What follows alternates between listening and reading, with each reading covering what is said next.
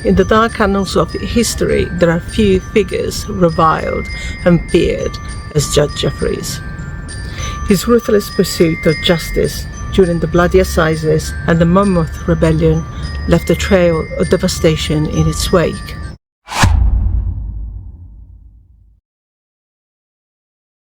Hello everyone, and welcome to a very special episode that is going to take us across the southwest of England as we're delving into one of the most, if not the most infamous character in British history, Judge Jeffreys. His reputation for harsh sentencing and brutal punishment earned him the name of the Hanging Judge.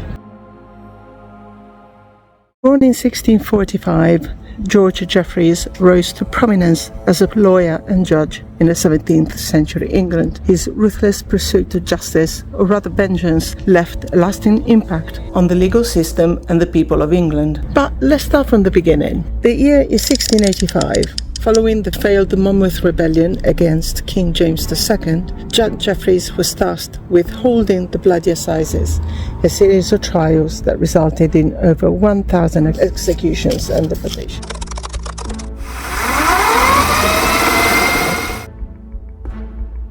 The Monmouth Rebellion was an attempt to depose James II, who in February 1685 succeeded his brother, Charles II, as King of England, Scotland and Ireland. The English Civil War had left resentment among some about the monarchy and the penalties which had been imposed. After the Reformation, the population was pretty much anti-Catholic and in dire need of stability. James Scott, Duke of Monmouth, illegitimate and only son of Charles II, Protestant, had toured and gained support in the south of England in 1680.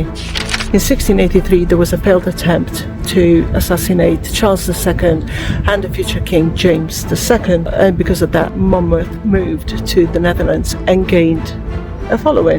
The Duke of Monmouth claim to the throne was doomed to fail, and yet launched an uprising against James II in what would be known in history as the Monmouth Rebellion.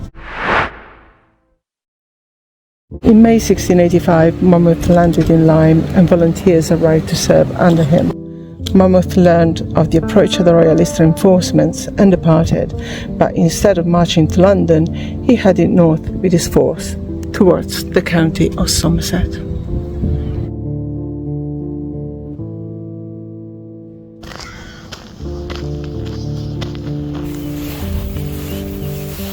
Monmouth's untrained forces were quickly defeated, and one hasty and disorganized attempt to ambush the royalist forces encamped here at Western Zoyland ended with one final battle on the morning of the 6th of July 1685 at Sedgemoor.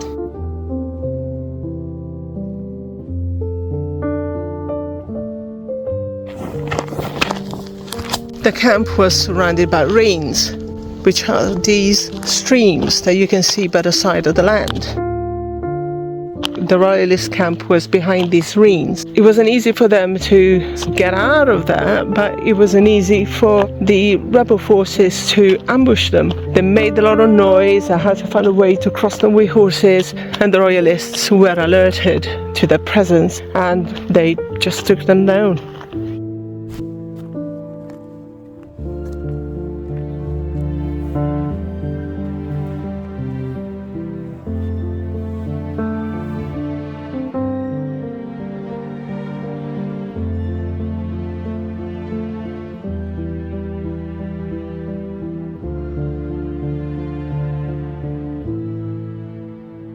To the glory of God and in memory of all those who doing the right as they gave it fell in the Battle of Sedgemoor, 6th of July 1685, and lie buried in this field, or who, for their share in the fight, suffer death, punishment or transportation pro patria. This is apparently where the bodies were piled up after the Battle of Sedgemoor, and this is why the memorial was put here. Monmouth managed to flee the scene, but he was eventually captured, imprisoned in the Tower of London and executed at Tower Hill by one Jack Ketch. Jack Ketch was an infamous executioner, and we're going to meet him again later on.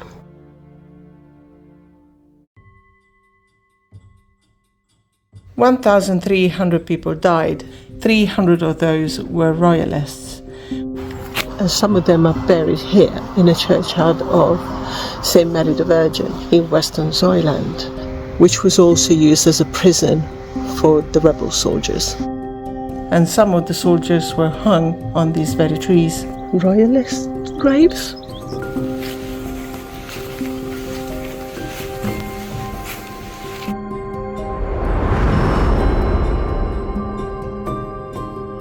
The Bloody Assizes of 1685 were mass trials of the men captured after the Monmouth Rebellion held across Winchester, Salisbury, Dorchester, Taunton and Wells.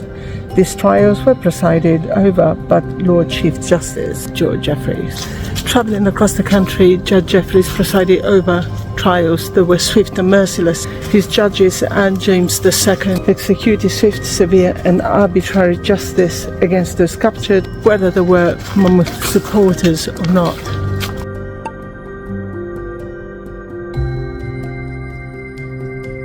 The trials started here in Winchester on the 26th of August 1685. There were 5 judges in total, led by Chief Justice George Jeffreys. The first victim of the trial was Dame Alice Lyle, who was in her 70s or probably 80s, who sheltered a nonconformist minister who was a member of Monmouth's defeated army. Jeffreys showed no impartiality.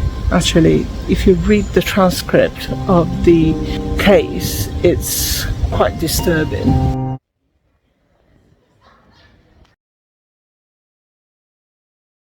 The jury reluctantly sentenced her to death, even if Jeffreys did delay her execution for 5 days, asking for James II to reconsider. Her sentence was carried out here, in what was then the old marketplace, on the 2nd of September 1685. She spent the nights before the execution in one of the upper rooms of the inn, where she exited via the window directly onto the scaffold erected for her beheading. From Winchester, Jeffreys travelled on to Salisbury, where a large number of prisoners waited in dread for his appearance. No one was tried for high treason, but guilty or innocent, the sentence for a good part of them was slavery. Dorchester was the next scene for his legal slaughter. Right behind us is where the Armolo restaurant is now. Up on the first floor is where Judge Jeffreys used to stay during the Bloody Assizes here in Dorchester.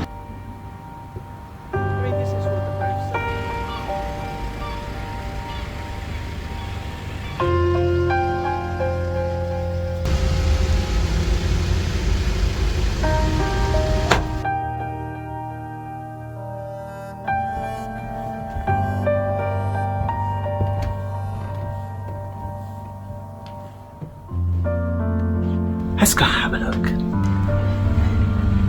That's the judge chambers. Oh wow. Oh.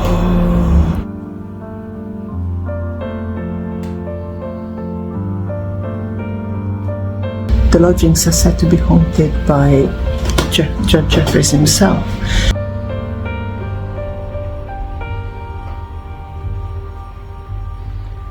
As well as one man that he convicted.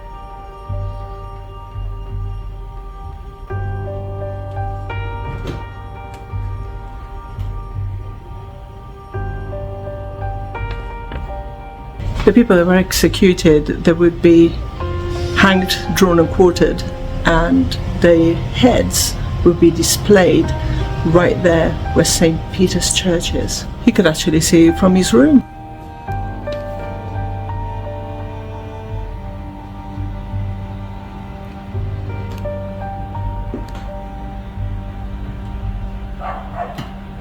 He wasn't here for long, but I think his bad energy lingers.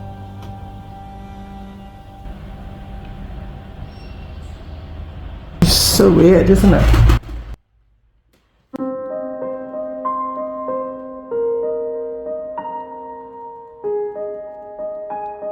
The trials were held in the Oak Room of the Antelope Hotel. Tunnels have been found underneath the Oak Room. 312 cases were heard. Of these, 292 were sentenced to death. Only 74 were executed. During the trials, Judge Jeffreys entered the courtroom by the way of the tunnel which connected the lodgings. I think that the tunnels were already there before he got here, because he was only here for a few days, right?